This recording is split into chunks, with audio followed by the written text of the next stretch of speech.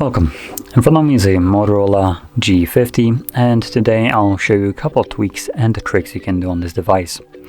So to get started, we're going to begin with the dark mode, which can be found in your display. Now, on Motorola, they actually added some more useful feature, like the ability for you to choose right here to have it turn on as a schedule. So that will enable the dark mode, for instance, during the nighttime, and during the daytime it will switch back to the light mode, giving you best of both worlds. Obviously, you can also hard toggle it to be permanently in dark mode or permanently in light mode, as you would normally do on majority of the other devices. But personally, I think the scheduled route is way better. Now, moving on to the next option, it's going to be the attentive display, which is actually also under the display section right here. So tap on advanced and you should find it somewhere lower right here. There we go, attentive display. And once enabled, this will basically keep the screen turned on as long as you are looking at it. So you don't need to interact with it. The device will basically detect that you are looking at it, maybe you're reading something, and it will just keep it on as long as you are looking at it. So even if, for instance, your timeout is set to like 10 seconds, it can be kept for an hour as long as you're looking at the display for that 1 hour. So all you need to do is toggle it on, select allow, and turn on, and there we go. Now moving on to the next option, it's going to be the split screen. Now it's a fairly simple one, but still it gives you some multitasking that people might find useful, especially if you, for instance, like to browse the web while listening to YouTube. So for those people, this is just amazing. And to do it, all you need to do is open up YouTube. I do recommend you to open up YouTube at the top. It basically helps a little bit, and also if you go home, it keeps YouTube open anyways. So there is our YouTube. Go to recent, tap on a tiny little icon right here of the YouTube and select split screen. From there you can navigate home and find the different application that we want to split screen with. So I'm gonna select Chrome, and there we go. We have our two applications. We can resize this one and play content on the top while browsing the web. Now I'm not connected to networks, as you can see it gives me just no connection and stuff like that, but obviously it would normally work.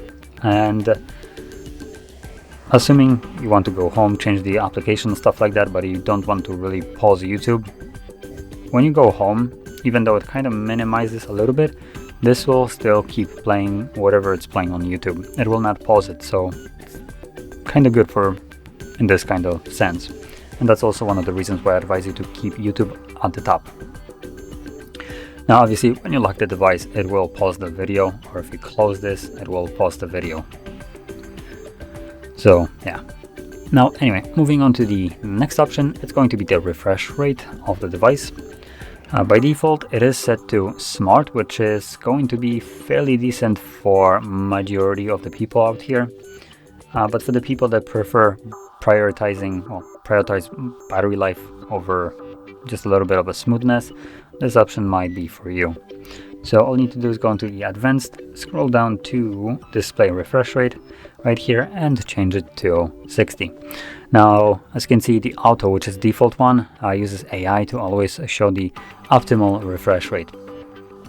Now, I don't believe right here auto changes refresh rate to below 60 Hertz, so you won't be getting any kind of like additional battery saving kind of benefits as some other devices do that drop the battery or drop the refresh rate to like 2 frames per second. If, for instance, you're looking at something that doesn't require like high refresh rate. As an example, picture is a good example of this. When you're looking at pictures, you don't need almost any kind of refresh rate because it's not a moving image. And the moment you need high refresh rate, it will automatically switch to 90. And on this device, it's set to auto, and if I'm correct, it just will switch between 60 and 90.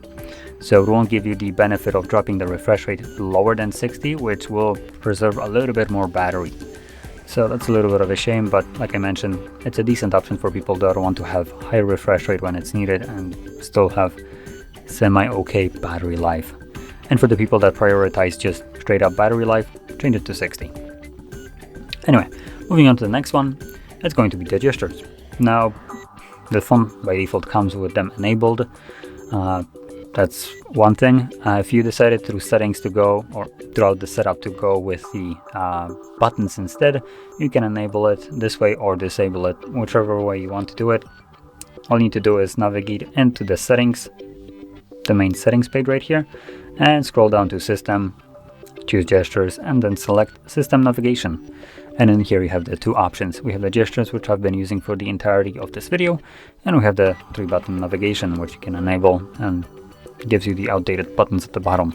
But some people might find this more useful, easier to use, so you can change it right here. So anyway, this would conclude all the tweaks and tricks that I want to share with you, and if you found this very helpful, don't forget to hit like, subscribe, and thanks for watching.